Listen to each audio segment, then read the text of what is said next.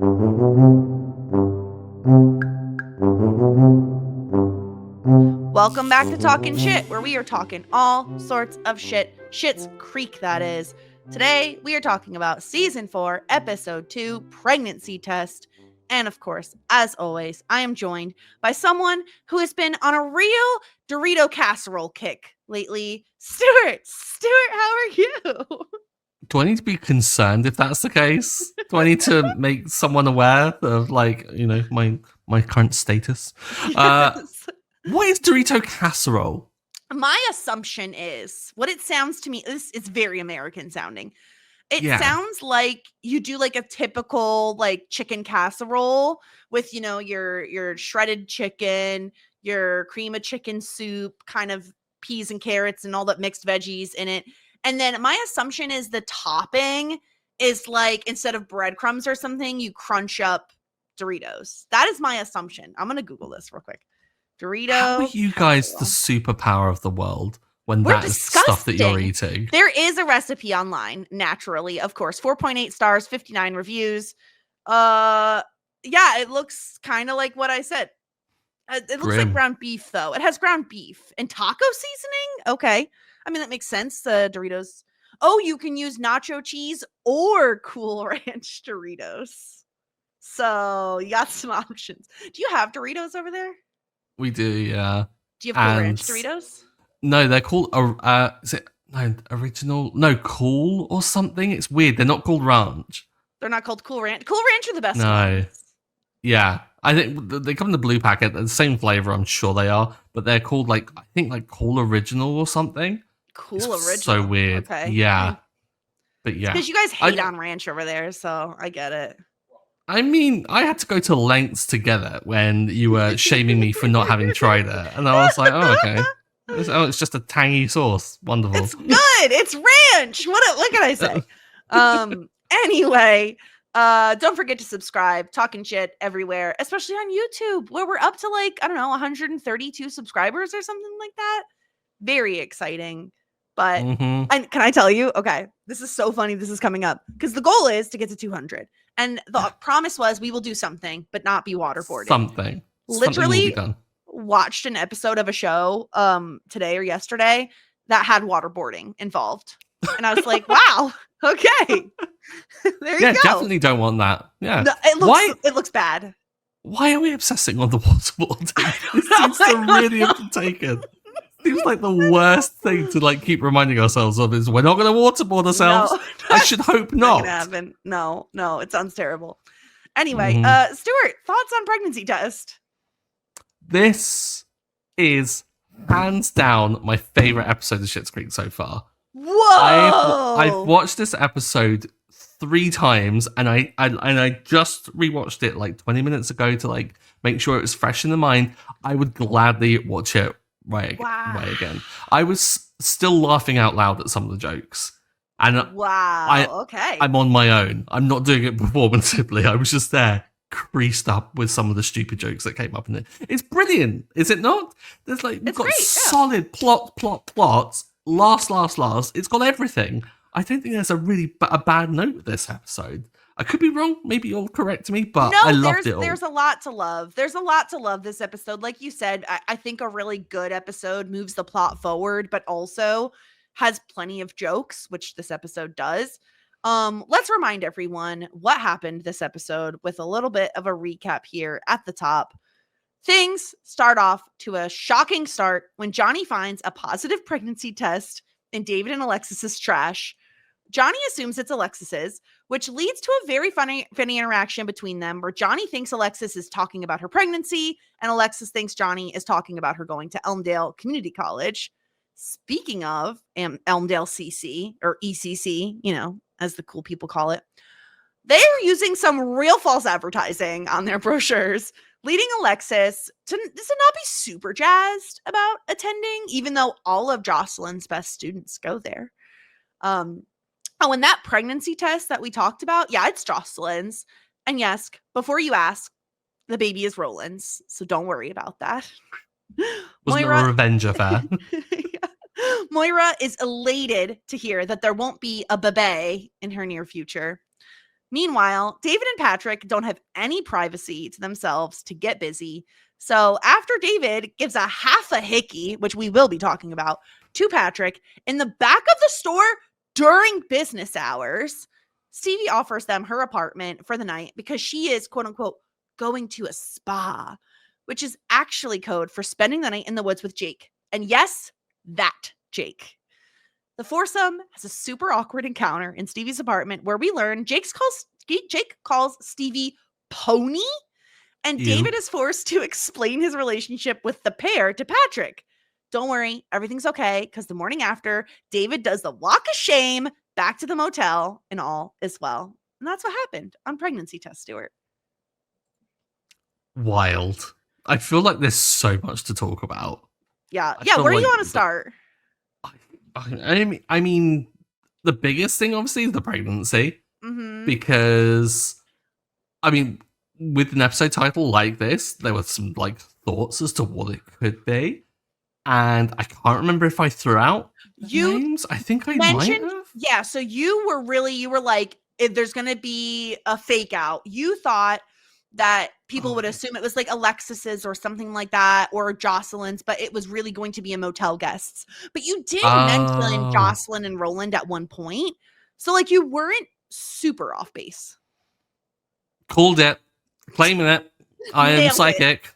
Yeah. And I did look it up because I was interested if it was because the actor was pregnant, because a lot of times that happens where an actor gets pregnant and then they write it into the show. Yeah. And she wasn't. They did it because they wanted to. I love that. That. They wrote it in because they're messy. And why not? They want this. It's just the way in which I think everything around this was resolved really kind of like really vibed with me, because there wasn't this really drawn out, should I tell him, shouldn't I tell him? There wasn't this kind of like Johnny being like going down the entire episode of like believing one thing. They kind of got the juice out of the joke and then resolved it and then moved on. And it was really kind of like good. It was like an elegant choice with a lot of the writing. The fact, I think maybe one of the key reasons why I'm so high on this episode is it's made me do a complete 180 on Johnny, because Johnny his whole reaction to everything to do with this was freaking wonderful. Yeah. Yeah, I was going to say that because like when I don't usually put in whoever my like simply the best and disgruntled pelicans are before we podcast, but I'm often thinking about it while I'm watching the episode. And the entire time I was like, gosh, Johnny is the person you need, him, that sort of person involved, because he's like, it takes him less than a day to budget for 2 years of this baby arriving. And I was like, you know what? And he immediately, Stuart, it wasn't, Moira's reaction is more of like, I mean, you would expect it from Moira, but like extremely selfish of like, oh my gosh, she wasn't thinking at all of us. We're going to have to raise the baby. And Johnny is more like, well, if we sell the car, if we use all of David's money, if you get a second job, like we can afford to help Alexis with this baby. Meanwhile, Alexis is like in her late 20s. Like her parents don't have, she's not 16 and pregnant, you know? But he's handling this really well for like someone who, you know, you might expect to not handle it well. Yeah, you could expect him to completely fumble this in a really awkward way. Like, I don't know, maybe try and like set Alexis down and give a very kind of late birds and the bees talk of like why it's important to have protection and we wouldn't be in this mess kind of situation. But he doesn't. He just goes into full like dad mode. And it's like, well, I need to look after her. No one else is stepping up here. She doesn't have Ted around. Like, Ted's not even aware of it. Like, David clearly isn't helping his sister, isn't looking out for her. Sorry, I'm not a condom. It's like one of my favorite lines. So good. And then, like, even Moira is freaking out and being like, let the nuns take care of the little stranger. Like, she's full Moira meltdown. Move into one of those homes for unwed mothers. It was just, so you can see why Johnny is the way he is at times, and why when he does fumble things, why I think a lot of people will forgive him for stuff like that, because he is this dependable guy that will, when it's necessary, will step up to the plate and will kind of like sort stuff out. And it was just wonderful to see him do that. Like when he was kind of really outraged at everyone being really nonchalant about it.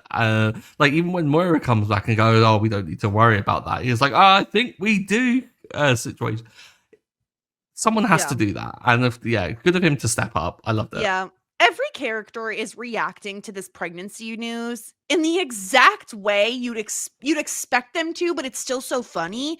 Where Johnny is the planner, he immediately gets down to budgeting and figuring everything out, and trying to have this like father-daughter conversation with Alexis while they're both talking about two different subjects. David makes it all about himself. And basically uses it as an excuse to get like taken care of by Patrick, which was hilarious. And Moira He's also got a makes steady hand. Yeah, you have the steady hand. And Moira makes it about herself in a very different way, to allow an unscheduled conception to occur. Like it's just typical Moira shenanigans, you know? So yeah, everyone reacts how you think they should react. And I love that we get like each character kind of finds out independently of one another that it's not Alexis's. And I love that David doesn't find out until the next day. Yeah. And Alexis tries to get him with like, once the twins arrive. Like it's so good. It's so clean up their little poops. It's so nasty. Like it's so perfect. Yeah, it's incredible. And like you said, the way they do this is great because, I mean, what is it? Like the second or third scene we find out is Jocelyn's. They don't make you wait very long before they tell you whose baby it actually is.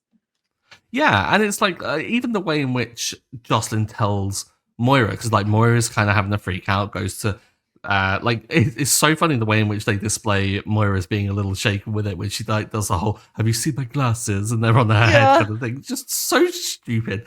But then Jocelyn is listening, not divulging things. She's like, when Moira says, "Oh, Alexis is pregnant," she's like, "Oh, really?" And then is waiting for like kind of jump in to kind of correct her and things.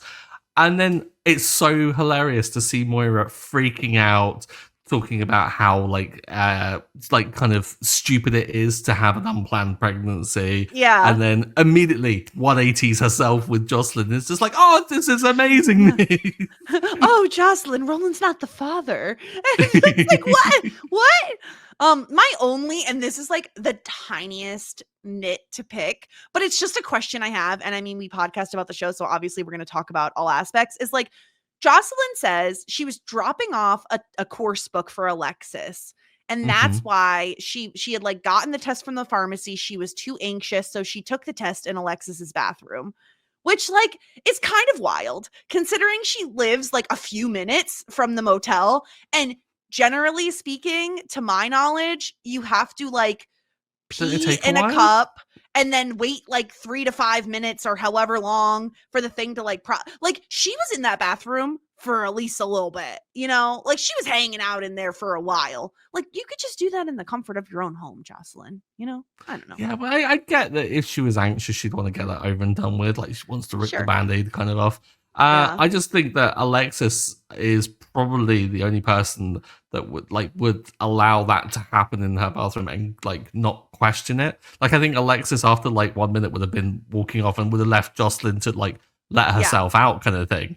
Well, especially because Johnny later on is like, "Oh, I didn't realize how long it took you to do your makeup." And Alexis is like, okay. Like she's used to people taking a while in the bathroom. Yeah. So yeah, I kind of like that made sense to me. Like it's not something that I'm like really kind of gonna quibble over, but I just love the way in which Jocelyn is nervous about telling Roland, but when she does, it's like I think everyone's reaction to the news is just lovely. Like even Moira's when she says miracles don't take reservations, it's like, oh, that's so sweet. It's such a nice thing to say. And then Roland has this moment where you think maybe he might freak out a little bit, and then he's just overcome with joy. Yeah. Of course he would be. Because it is the nice thing about... Yeah, that's the thing. As much as like Roland gets under my skin and annoys me at times, and this might come out as kind of like a backhanded compliment in a way, but like sometimes like the simplicity of the character of Roland works in his favor.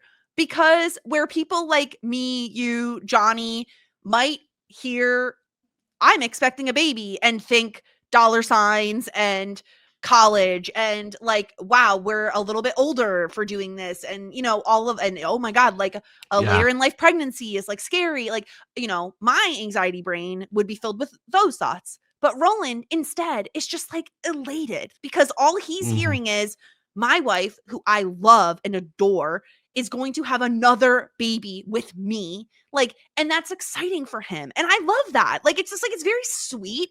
And then of course he wants like champagne for the whole bar or the whole room. And he's like, nah, just a beer for me, actually. It's fine. So wonderful. I wonder if perhaps his excitement is because they get to almost treat it as a do-over for Mutt, and they have to they can Yeah, they need a correct do-over. on one. Yeah. Yeah. But Yeah. yeah, and the way in which Johnny and Moira as well were like, kind of, he ushers them over, like, doesn't take no for an answer. It's like, no, join me for whatever this like Yes. exciting news is gonna be. It's like a lovely and friendly thing. Yes, it's awkward, and he does, like, he's being a bit of a doofus, but he's Yeah. doing it in a kind of lovable way, which is very rare for Roland Very to be actually really endearing. Yeah, and I love Johnny when he's like, right, am I right? Trying to like get Johnny in on the joke, and Johnny's like, I don't need to be a part of this. Like, nah, I'm good. It's very sweet. I'm really happy for them. And I love that Moira is like, I am so happy this is happening to your family. It's so perfect. So yeah, Jocelyn and Roland are now expecting. Do you want to put any bets down, Stuart? Like sex of the baby, anything like that? Any predictions you have about Jocelyn and her pregnancy? Oh god. I didn't even consider anything like this. Maybe a little girl. I think like it do the opposites of Mutt kind of thing. Mm-hmm. Okay, surely the name has gotta be a bit of a weird pun. Like we've talked Mm-hmm. about Roland sounding a little bit like Roland shit. Mutt shit, dog shit, Yeah. Oh god. Oh god, I'm really drawing a blank. I have no idea. Yeah. How do people name babies? Like, surely this is an impossible task. Naming a human feels like very high stakes. I feel like it's the biggest decision you're going to take with someone. Like, my mum, quite famously, like, kind of went through all of the name options for me and was trying to work out all of the different ways in which kids could be mean. Of And, like, course! kind of, like, which I feel like is necessary. Doesn't work for a family friend who genuinely wanted to call her newborn son Michael, and yet their surname was going to be Hunt. Would not recommend, and when we pointed it out, they can swiftly put across through that name. But yes. Yeah, I don't know how that's not the first thing that occurs to you. I know, right? Like, I think you have if to you marry always into write the out name, maybe it's not like front of mind, but still. I think you always look at initials, you look at possible nicknames. You got to cover your bases because little kids are both creative and cruel. So you got to look out for your future child. Never doubt the creativity of like awful children. Exactly. So Jocelyn is the one who's expecting a bebe, which we also get. I believe this is the first time that Moira says bebe. Which is just incredible. I'm gonna pull the curtain back. I think that has been spoiled for me. I think many people have in Moira's voice said bebe to me before, but yeah, I love it. Yep. But in other news, Alexis has started community college. This is incredible, Stuart. Again, nice, heartwarming news. Like, because not only has she gone into college, like she's doing it off her own back, she's doing it one thing on her own, but she's been saving for it. Like, this is the proper thing. And for her to turn up and be disappointed by it, I was furious on her behalf. Like, if I had a prospectus that had stock imagery and it didn't match the imagery, I'd be livid. Yep. Like, surely you want the moss-covered, like, lovely buildings when you go to college, right? You don't want that awful building. Sure. My campus was ugly. Like, I feel like my college campus was like very ugly. So that wasn't something I took into consideration, but certainly is something Alexis is thinking about. And it did surprise me a little bit, given that we know Elmdale is literally the next town over. Like she never went to the campus at all before enrolling. No, okay, that's fine. I mean, maybe it's the only option, so it's kind of like a well, whatever. But she's not very excited to be there. It doesn't seem like everything she thought it would be. I loved her planning out her outfit and was like, I want to be a little bit like Carrie Bradshaw, but like, but first day of school. And yeah, the guy does say she could take courses online if she wants to. And at least we do hear, Stuart, that this didn't dissuade her, because at the end of the episode, she says, Dad, listen, I know you wanted me to drop out, but I do think I can make it work financially. So it does seem like she's going to be staying in school. Yeah, which I'm really excited for. Of all people I expected to return, I didn't expect David's driving teacher to turn up. I was like, what is this? Yeah. And I love the fact that he asked Alexis out and she was like, well, I won't be doing any of that, but thank you. Yeah, he's a DJ too. I do DJ work on this. She's like, no thanks, bye. Yeah, incredible. So really happy for Alexis to be starting community college. Did you, I can't remember. I think you had predicted maybe she would take some classes or something. Do you have any predictions on like maybe a major or what she's going to be studying? Anything like that? It's weird because I would have thought if she'd like stuck with the veterinary stuff, I think that would have made sense. Maybe she grew to love it, but clearly it's not for her at all.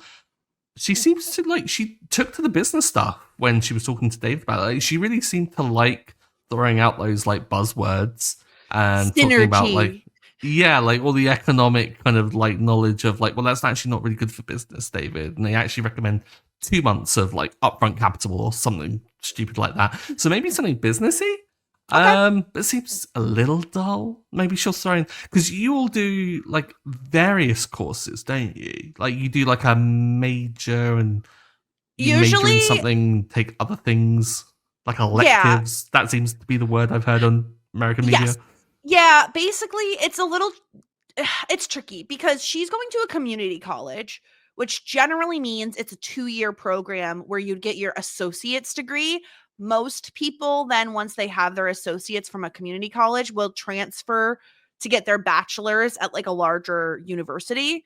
Okay. So I never been to community college, so I don't exactly know if you like properly have like a major and a minor, but generally speaking, in regular like university, you would have your major, and then you would have, and that's like what you're studying, what you're going to get your degree in. Then you have your minor, and then, or some people double major, and then you also can take electives, which are kind of just like you need to take a certain amount of classes, and you have some that are, you get to choose whatever you want to do, something like fun and different than your major or minor, generally speaking. I kind of like that. At university, we had like you have one subject and that's all you do. Like, so like when you go to university, you don't take, because I went to a state university, which is even more different in that I had to take a ton of general education courses, which meant that like, even though my major had nothing to do with history, I still had to take like 5 history classes. It was too much, Stuart. For someone who sucks at history to have to take that much history, that brought down my GPA. I was not pleased. Was it American history? One of them was. That's not that much to study then. It's all good. Imagine having thousands of years to study, Jess. I did have to take multiple different types of history. One of them was American history, but I had to take like European. There is like so much history. Was Hamilton out by that point? Could you just like crib it off of Hamilton? That's how I know most of American history at the moment. If it was out, I had no idea of its existence. I mean, it's been a while since I was in college, not to age myself or anything, but but yeah, that's what's happening with Alexis. And then David and Patrick. Here's the thing. Okay, we know Patrick is living in like a room in Ray's house, so not a ton of privacy there. David shares a motel room with his sister, not a ton of privacy there. The only place they really do have is Rose Apothecary. But like, can't you like just close the store at like, I don't know, 6 p.m., whatever time you normally close, go in the back, do your thing. Like, why does it have to be during business hours? That's all I'm saying. Sometimes the throes of passion, Jess, they just take They can't keep their hands off each other, Oh my clearly. God, Like yeah. it's a new If I'm romance. a customer and I walk in and one of the owners is like sitting on the counter while the other one is like rubbing eye moisturizer on and like making out in front of me, I'm so uncomfortable. Like so uncomfortable.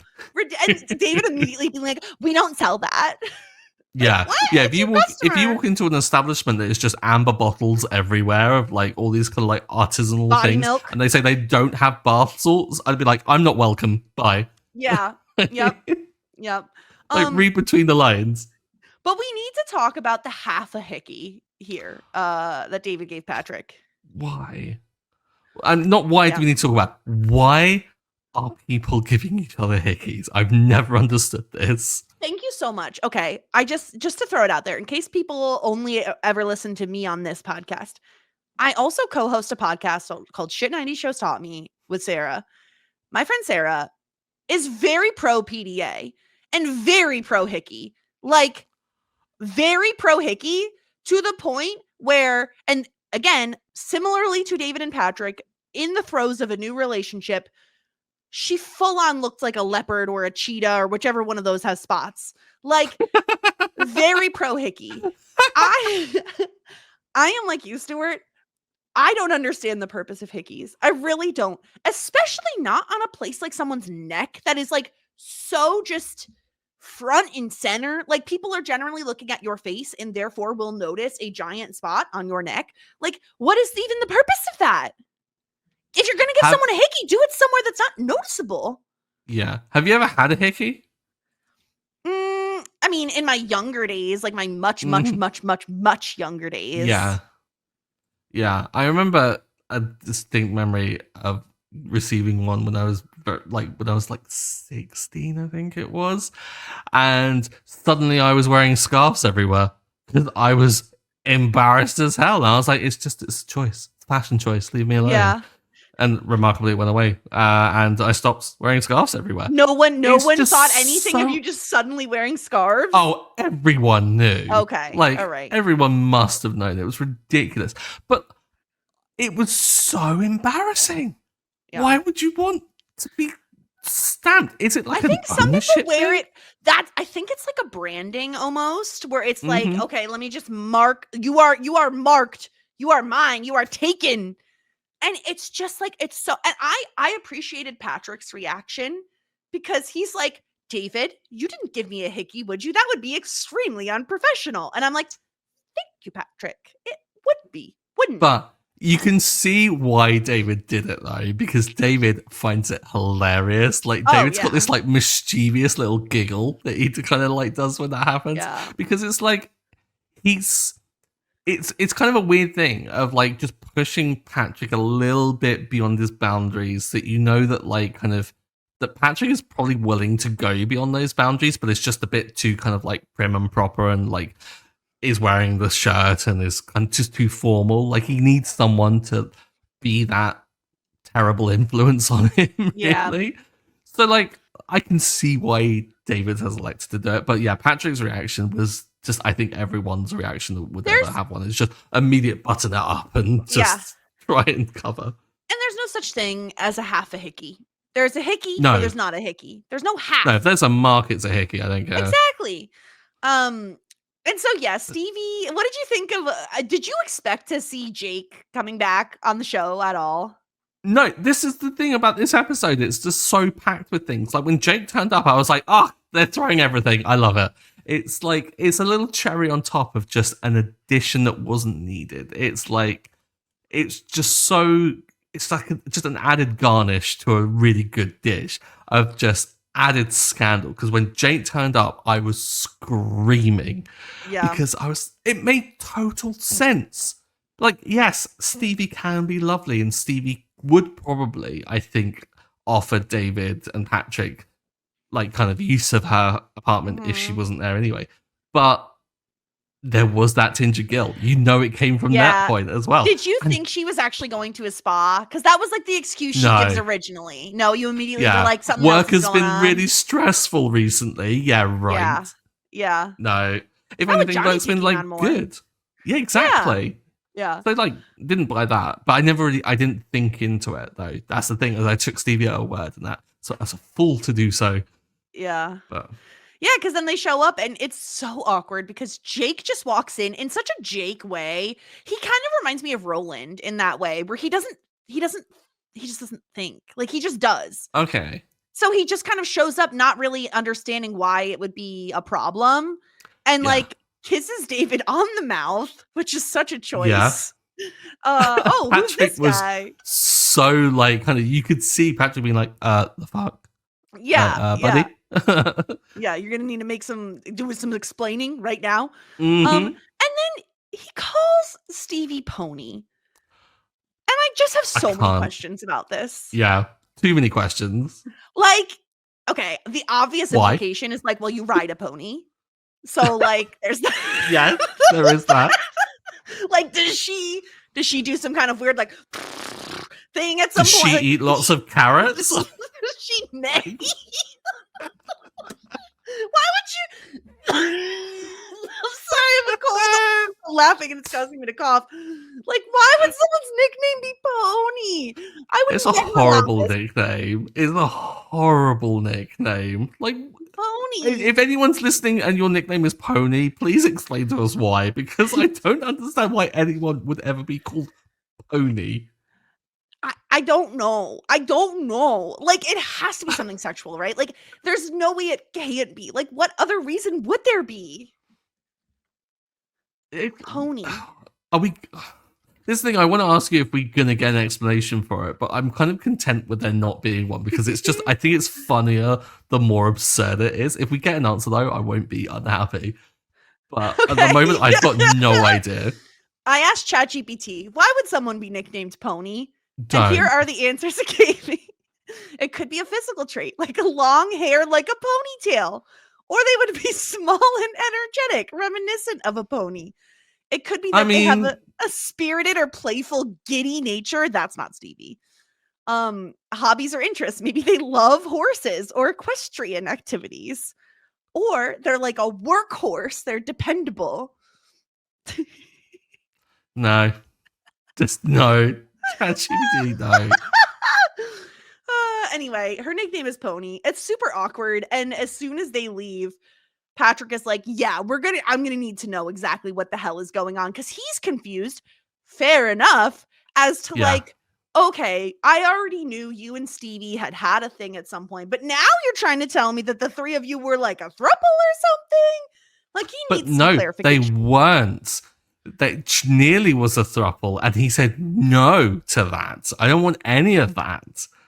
So yeah, this is the thing. It's a complex explanation that is absolutely necessary. I love the fact that while he's trying to process it as Jake and Stevie are leaving, David is just kind of like stroking him a little bit, just being like, let's just ignore it and carry on with the evening kind of thing.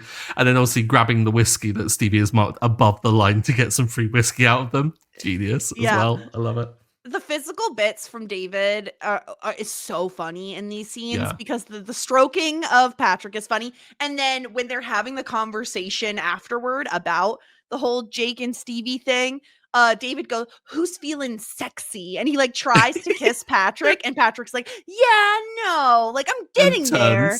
Yeah. It's so good. Yeah, we've been praising the hell out of Annie Murphy for like her physical acting, but it's great to see it in David as well, because they are siblings and they would like behave the exact same way. Like, it was done at the beginning as well, when Johnny comes out with the pregnancy test. He's like, "Why are you waving a thermometer around?" And he goes, "It's a pregnancy test." He goes, "Ew." Like, it's just so cathartic. That, and the very, very first scene, when Johnny comes in and he says, "Oh, kids, it's garbage day," and they're like, "Oh, good, ours is full." And he's like, "I've told you to leave them outside your door."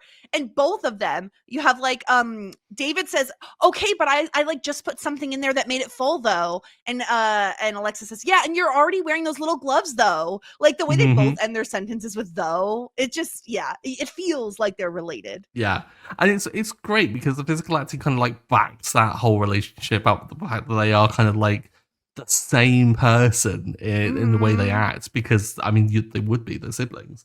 It's so good. Dan Levy was brilliant in this episode with that kind of like, like just the kind of like being this little, like kind of almost like nymph of chaos a little bit, and like playing into being the mischievous one. I loved it. Yeah, it's very playful, and I appreciate that him and Patrick have that like playfulness in their relationship already. Yeah. It feels like their relationship feels very lived in, even though it's pretty new. And they obviously have a great night because the next morning David does the walk of shame, and he does look pretty shameful. Like his hair, like he looks a little messy. And I did pull a clip because we have just like, I think this is a GIF from Schitt's Creek. At least I'm remembering it being one. When he's like, oh, I was just outside, and Johnny says, oh, a little past curfew. And Alexis says, burn David. Burn David. It's just so good. I love that they have a curfew and get in their late 20s. He's like, in his 30s now. Oh, he's in his 30s, yeah.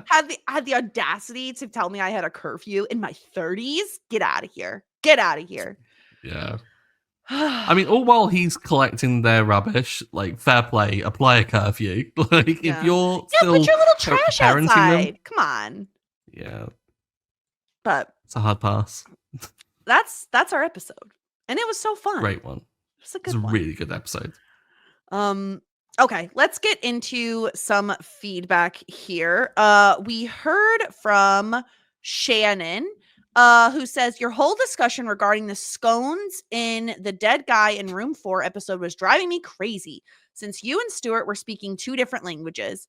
What the Brits call scones are the same as what we call biscuits. Soft, crumbly biscuits that you would put butter or jam on, or with sausage and gravy if you like that instead. Clotted cream is basically butter, but it's not churned and has a slightly different taste, although it looks and spreads just like butter. I tried to find the British equivalent of what we call scones, but it seems like it's not something they have. Stuart. Hot take. Biscuits are not scones, and I'm going to die on that hill. They are not totally different. They're like the same shape, I guess. Do you all have biscuits? Like, I know you call cookies biscuits or something, right? Or no? Is that what it is? No, you call biscuits cookies, Jess. So we don't really have like savory biscuits over here. Like our biscuits are what you guys would consider cookies, which are like snappable confection. They're not savory. They're sweet. Yeah, biscuits are sweet. Sorry, savory. Yeah. Whereas our scones are like definitely sweet. Like there's so much sugar in them. And so like I think there's a slight difference in that kind of thing. Plus, I think aren't your biscuits like flaky? Yeah. So if a good biscuit should be able to be like peeled off in layers. And most of the time, like if you're doing like, I've had biscuits and gravy before. You get like if you go to like, do you have Cracker Barrel? You know Cracker Barrel. No. We have do you know what Cracker Barrel is? No. Okay.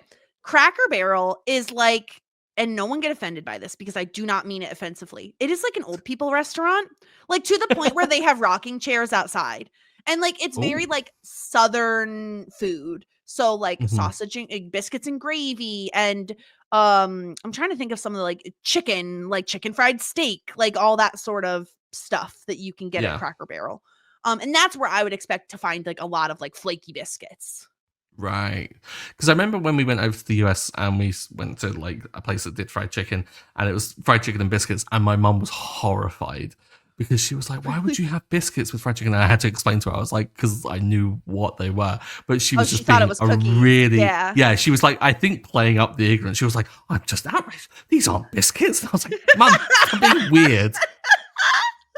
You're freaking out the Americans, Mom. But I think what we should do is we should get the Americans, the British, and the Australians all into a room together, and we should finally just get ourselves on the same level with describing things as we describe them. Because chips, we're all over the place with those. Don't even get us started on chips. Yeah, because our chips for us are crisps. For you. And chips Wait, aren't chips in Australia and the UK the same thing? Aren't they both French fries?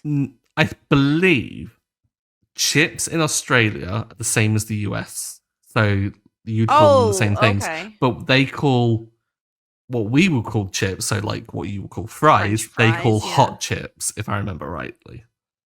Okay. Just throwing in another... Is that what we should do, though? We should go to the base level of what it is. Just potato. Start with potato, and then we add on. So you either do like crispy potato, or you do like sliced potato. I don't know. There's a way to do it. Or patatas. Like you could just like change the word potato into something else. I don't think we're going to come to a solution on this podcast. And I don't think we're the authority to really make sure that change is enacted. No, but either way, I was informed by many people after the last podcast that I have just not had a good scone, which I fully believe. Like, I am not trying to say that I've had the best scone ever and I didn't like it. I'm fully willing to like say to people that yes, I probably have not had a good scone, and also I probably have not put the right like toppings on the scone to also like appreciate it. So I understand. I never understood scones. I love a pastry, okay? I love a pastry. Give me a cheese Danish all day, baby. I will eat it. Scones, just the ones I've had to try. So that's all. Just more of an excuse to try even more. Yeah, exactly. I'd say.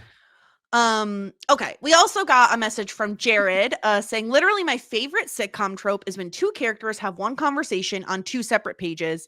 This Alexis Johnny conversation isn't my favorite instance of it, but it's still a really good one. Yeah, it's the kind of thing that can get really kind of overdone. Like, I think if like we said, if it hadn't been resolved really quickly, I think it wouldn't have been as effective because it is such a trope.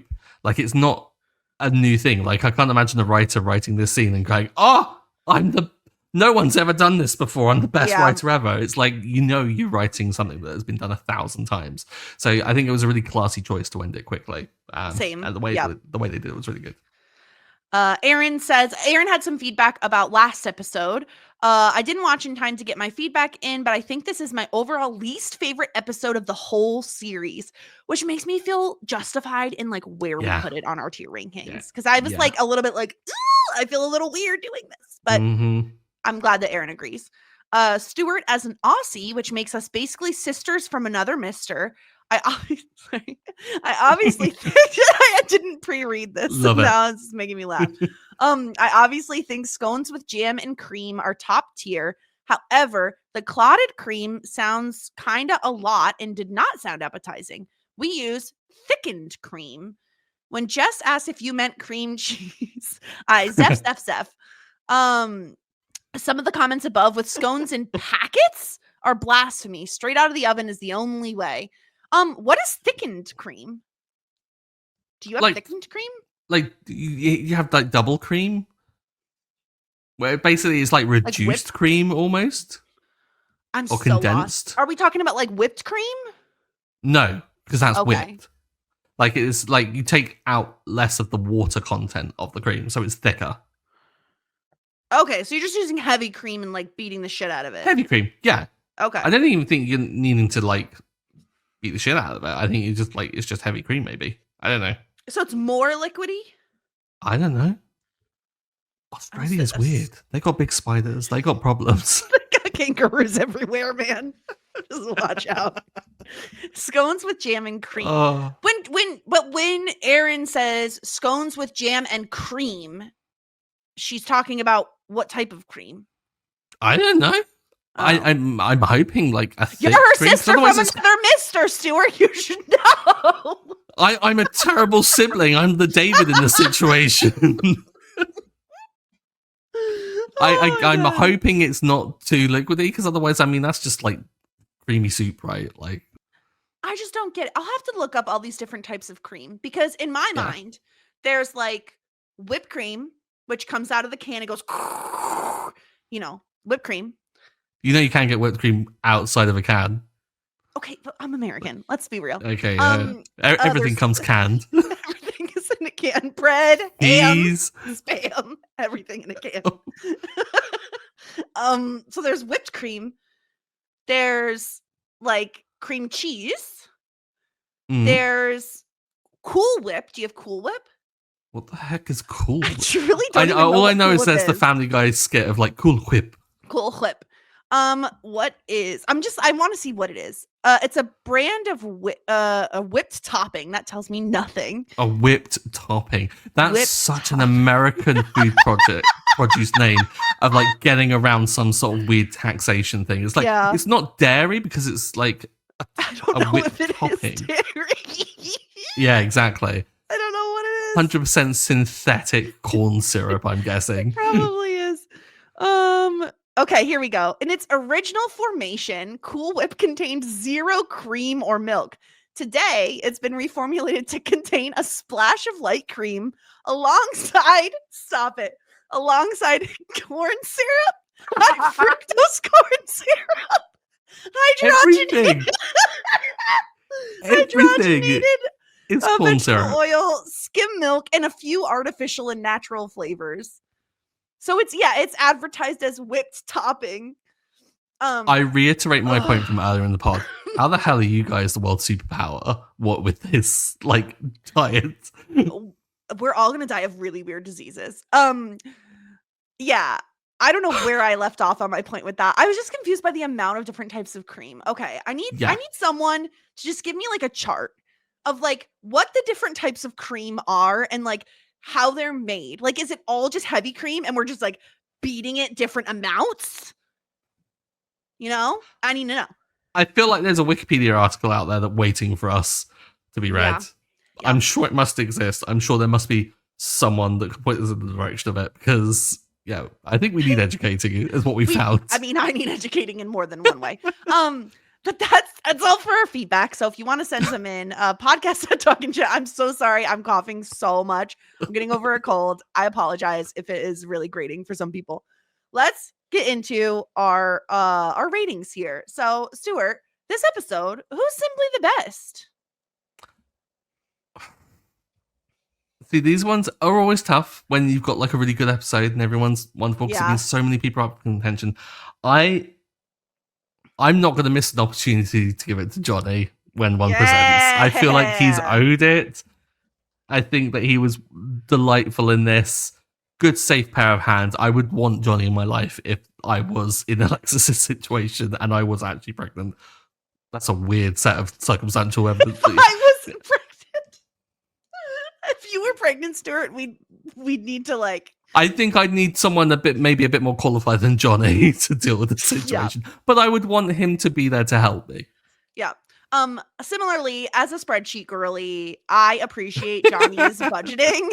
I would want this for myself as well. You need someone with a level head and like he's looking at the financials. Like maybe that's not the fun aspect of like having a kid, but is a necessary aspect. And I appreciate that Johnny is not only like willing to be budget guy, spreadsheet guy, but after Moira like freaking out and saying she's going to go in a home for unwed mothers, he's like, okay, maybe you shouldn't be the one to talk to. Maybe it should be me. He's really taking all of this on. So I appreciate that from Johnny. And I'm also going to give him my simply the best point because he earned it. Hey. Disgruntled Pelican. This I think is a tougher one. Like I'm trying to think of like who's the worst. I think I know who I'm going to pick. And I'll go first because I feel like, and I hate to do this, but it feels justified. If I was Moira's 20-something-year-old daughter and I was pregnant, the last thing I'd want is for her to like yell at me about going to a home for unwed mothers and like how it's going to be all her responsibility and like how having her say, I wanted to stop after one kid. Like it's so brutal. Like if there were anyone else that were even somewhat deserving of a disgruntled pelican point, I'd be throwing it their way. But truly, there isn't many options. And she is kind of the worst when she receives this news. Mm-hmm. We also could give it to David for giving Patrick a hickey, but. Oh, that's thrown me through a loop there because I didn't even consider that. I'm not going to go with either, though. Oh. I'm going to go with Stevie. Oh. Because I'm sorry, as lucky as she is that David is in a good spot with Patrick and takes this without caring, that's some shady shit. That is. I'm sorry. The clues have been there for a while. What with the 2 toothbrushes? And like, this has been going on a while. Yep. Not a good look for Stevie keeping that a secret for as long as she did and for it to come out the way it did. Of course, I'm not super serious on it. Like, I'm not down on Stevie. No, it's but you hilarious, really just aren't any options is the thing. But you're right. She did lie to David for a while. I think the only reason I didn't give her mine was because it was really kind of her to offer the apartment. Like, sure, there's like slightly a catch in terms of like she just feels guilty and that's why she's doing it. But she's still giving them a place to have sex, you know? Like, that's still a kind thing to do. Well, you say that. She is also stealing strawberries from them as well. Like, she didn't pay for them. She kind of ran away. The cost of like a hotel for a night, the cost of some strawberries. Like, come on. How much do the strawberries cost? Like $10? I mean, they're fancy strawberries. I mean, yeah, probably a lot considering that they're fleasing people. Even if they're like 20. Cheese, as Moira like overpaid for recently. Yeah. But like, she's also marking the whiskey above the level that it is. Yeah, that was funny. I liked that. Yeah. I mean, I liked it, of course. But yeah, I think if I'm forced to pick an LVP, I'm going to have to pick Stevie for this one. Sorry. Yeah. Yeah, it's fair. It's fair. It's a tough one to choose someone for. So, okay, incredible. Unfortunately, no wigs this week from Moira, which I feel like missed opportunities. I feel like she could have had, I don't know. Maybe she has like a frazzled wig, like when she goes to see Jocelyn when she's freaking out about the bebe. That could have worked. Like, maybe if it reflected their personality that way. I wonder if we can like go back to like the ratings and then just change our LVP to the wardrobe department in not giving Moira a good wig. Where are the wigs? Yes. Please. Okay. We should do a counter how many days or episodes it's been since we've had a wig. It has been so many. It's been 14 days since our last Moira wig sighting. All right, let's tier rank this episode. I'm sure it's going to do a lot better than You, David, which is what Dead Guy in Room 4 got. So, pregnancy test. Stuart, what are your thoughts and feelings? What do you think? Okay. Recency bias is always a thing that I have to consider with this, because when there's a good episode, I'm always riding high on them. But F it. I think this is really deserving of it. I want to throw it in hot shit. What do you think? I feel like I've laughed so much discussing this episode that like I just vibes alone. Like if I'm Johnny and I'm making a spreadsheet and I'm like trying to be objective, I'm probably more likely to put it in full bouquet. But I've had so much fun chatting about it, and I do think it moves the plot forward and is really funny. I think the only thing it's kind of missing is like your warm fuzzies, but not every hot shit episode has the warm fuzzies. I'm just trying to think. The warm fuzzies a bit from when David and Patrick, when we first get to them in the apothecary, and they're kind of like flirting, like doing a little like kind of, that's really sweet, and I kind of got the warm fuzzies from that. Also from like Roland and Jocelyn, like okay, that's true. That is warm fuzzy. That is, I think Roland's reaction double warm fuzzies. Yeah. Okay. I'm cool with putting it in hot shit. I think also just like the drastic difference. I know you had messaged me, Stuart, and we're like, wow, going from Dead Guy in Room 4 to this episode, like it feels like such a leap up that I think that's probably another reason why we're like so high on it, is because comparatively, it's just that much better than the premiere. Yeah. Why wasn't this the premiere? I don't know. I don't know why shows feel the need. Sometimes I feel like shows like feel the need for their premiere to continue the wrap up of the prior season almost. And I don't know why, because you like it's just jump in, you know, hop on in. Or we're already warmed up. We're ready to go. Yeah. So I don't know. But hot shit for this one. Very exciting. Next week. The title of next week's episode is kind of unhinged. Season 4, episode 3, Asbestos Fest, or Asbestos Fest, I guess, depending on how you pronounce asbestos. Something tells me in the UK? Not anymore. Yeah. I hope. I'm guessing the motel is about to have some bad news. My house why had is asbestos flooring. Did it? Well, yeah. So my house was built in the 50s, and when we moved in, there was like asbestos flooring throughout a lot of it. Generally speaking, like if you're going to remove it, you need to have like qualified people coming in, masks, the whole nine. Yeah. We just went straight over top of it because as long as you don't pick it up, it's fine. There's nothing wrong with it being underneath the layers. But yeah, no, not good. Ooh. Asbestos is bad. This is why you move into buildings that are older than asbestos. Because then you don't have to deal with it. How does that work in the UK, Stuart? Aren't all your buildings like old as hell? Yeah. You just deal with them being drafty as fuck. So that's next week's episode. We'll see what happens there. Anything else on this one, Stuart? This has been great. No, I think we've covered this one a lot. I just hope they keep this pace up because this. Yeah. I really enjoyed this episode. I'm half tempted to rewatch it before watching the next one. To be fair, I also watched it 3 times this week. Like I watched it yesterday, and then today I went to write my little recap, and I was like, I could write this recap without watching it again, but I'm just gonna watch it again anyway, just to make sure I don't miss anything, you know. All right, well, we'll be back next week with season 4, episode 3. Don't forget to follow us everywhere at Talkin' Shit, especially subscribe to us on YouTube because eventually 200 subscribers will do something. We're slowly It'll ticking happen. Up. Leave a comment too. If you're a new subscriber, leave a comment. Let us know how you found the podcast, like your favorite character, a little Schitt's Creek anecdote. We're all ears. We love to hear it. We love them, especially hearing about like how people watched the first time, whether it was like a pandemic watch, whether you were a fan beforehand.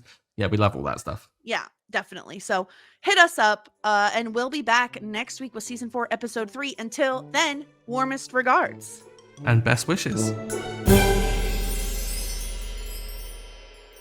Tweet us on Facebook or leave us a review and you say, yeah, okay, I think I will.